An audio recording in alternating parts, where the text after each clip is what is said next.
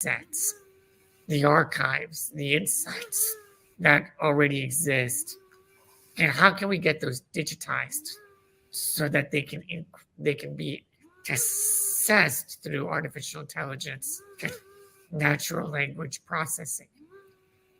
Now, the It's Our Story archive has been a massive undertaking that's been supported by my foundation to basically capture the lived experience of 1,500 people throughout nearly 200 cities and 50 states in the United States.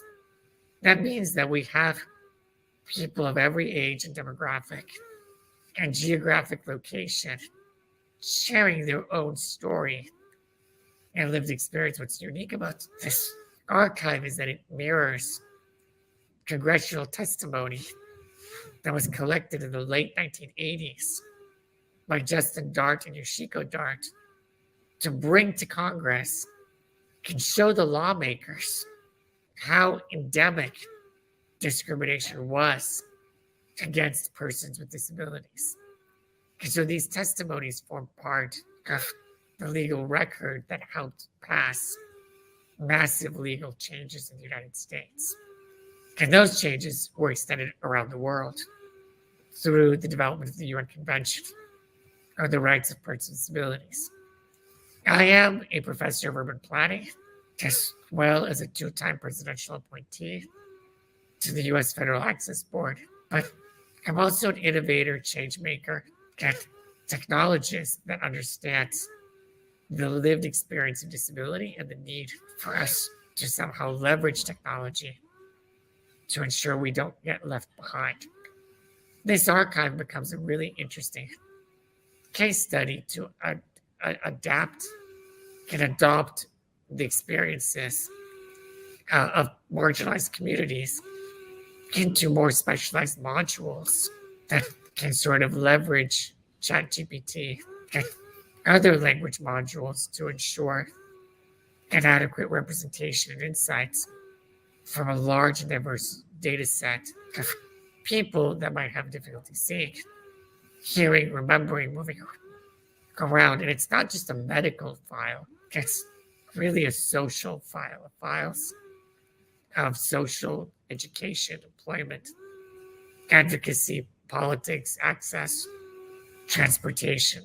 Now, how can these archives really be leveraged? How can these large data sets and big data projects really provide a platform for people with disabilities not only to share their stories verbatim, but to create sort of a new sort of collective intelligence or collective subconscious that could be attached to, insights into public policy or insights into education programs or insights into after-school activities that can be really inclusive. So you can think of running specific queries based on this language model that really is nothing about us without us, which is a phrase from the disability community, but ultimately could really inspire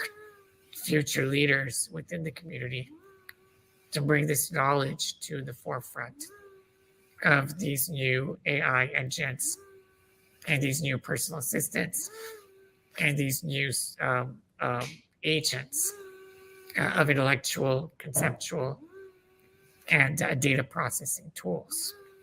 Now, the It's Our Story archive currently does not have all of its data sets digitized. A lot of these archives have been filmed over the last 15 years in audio formats and video formats. So there would have to be a massive transcription initiative to be able to get all that content together.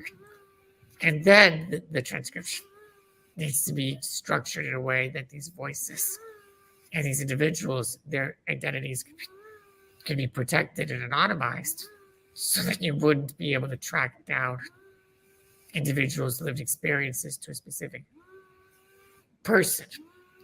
So obviously there are other questions about what is the best way to take these archives in a way that's ethical and secure and safe.